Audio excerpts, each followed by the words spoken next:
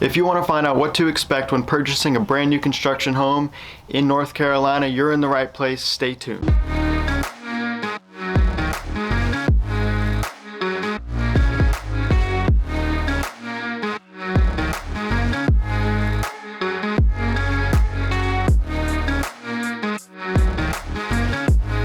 Hey guys, I'm coming to you live from Caraway Gardens at Tryon, and I'm actually in one of the units here that's being built, so I figured this would be a good backdrop because we're talking about new construction today. So my name is Jon Tennant, and I am a real estate agent in the Raleigh Triangle area.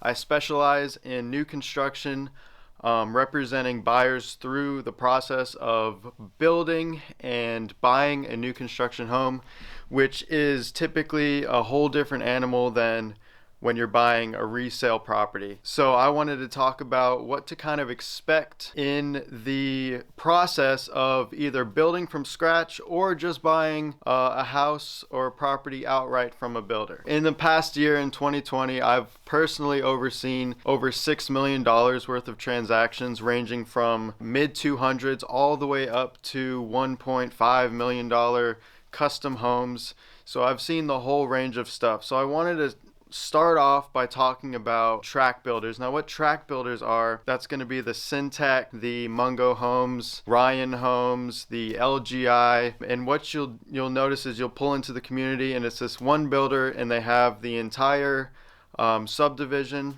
and basically there's probably about 3 or 4 plans to choose from, and maybe 1 or 2 options per plan, but there's not a lot of leeway as far as design and stuff like that. So one of the advantages of buying new construction is that, first of all, you don't have to worry about maintenance, right? Everything's brand new. You don't have to worry about the roof. You don't have to worry about the HVAC. You don't have to worry about, anything like that. So you're getting a brand new property, but a lot of times people buy new construction because they like the idea of being able to be involved in that process and actually design stuff. So just know outright up front, if you're under 300, you're not going to have a lot of leeway. There's very, very, very few builders, if any, that actually under that 300 price point give you more than like 5 or 6 options as far as just being able to choose what color your cabinets are in your kitchen, or what color granite you have in the kitchen, or what color tile you have in your master bathroom, stuff like that. So there might be like 3 or 4 things that you do have control over, but 80% of the time, especially with the track builders, you're not going to have a lot of leeway, but you are still getting a brand new home. So you kind of have to weigh those things out. Let's talk about the actual buying process when you're buying new construction. So traditionally, when you're buying a resale property or you're selling a resale property, there's 2 deposits that are required: your due diligence and your earnest money deposit. With new construction, it's a little bit different. If you're building from scratch, or if you're building a spec home, which means that it's already built, it could be 2 different ways of going about that too. But traditionally, there's 1 check that you give to the builder upon contract being signed, and that's called the builder deposit.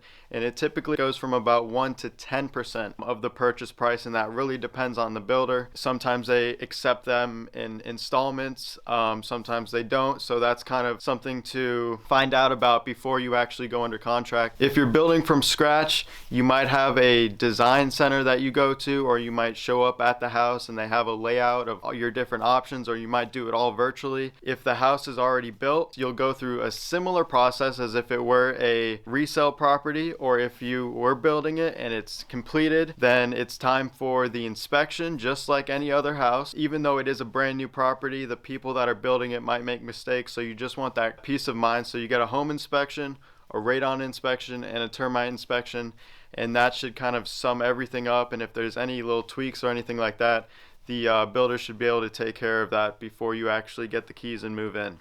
If you're building from scratch and go the pre-sale route, one of the most common questions I get asked is when people find a subdivision that they're fond of and they want to learn what the process would be or how to start. What I always recommend to people, you pull into the subdivision and you find a lot that you like, and then you call up your agent and you say, hey, we found the lot. The agent will connect you with the builder, and then from there we'll go through this process. In the higher end, so 500 to let's say 2-3 million. You pick the lot, you sit down with the builder, you come to an agreement about the floor plan you want, and the floor plan has to obviously make sense on the lot, and if it's a septic layout, it has to be a certain, width and all that. I won't go too into detail about that, but once you come into agreement with the floor plan and then you sit down with the designs, typically how that works is you get a certain allowance per category. So you might get, let's say, $30,000 for appliances. And the builder will be like, typically I do the GE package and it includes all of these. Do you like that? And then you'll sit down and kind of look that over and be like, you know what, that's fine. Let's go ahead and do that. Or you might be like, well, I like that for all of those, but I want a Samsung refrigerator, and the Samsung refrigerator is an extra $1,000. So you might have to add that on to the purchase price of the home. Appliances is usually where I see people blow the allowance, but everything else is usually pretty set.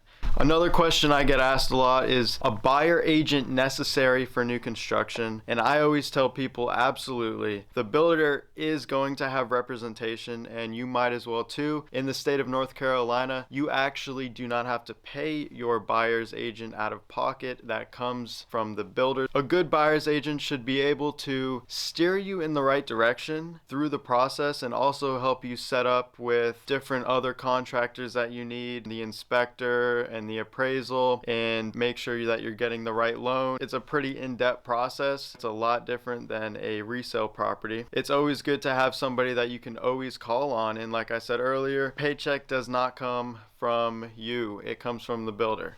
Once again, my name is Jon Tennant, and this is actually my specialty. So if you are thinking about buying a new construction property in the Triangle, reach out to me. Here's my contact information. If you have any questions or anything like that, go ahead and shoot me a text, send me email, or give me a call, whichever way you feel comfortable.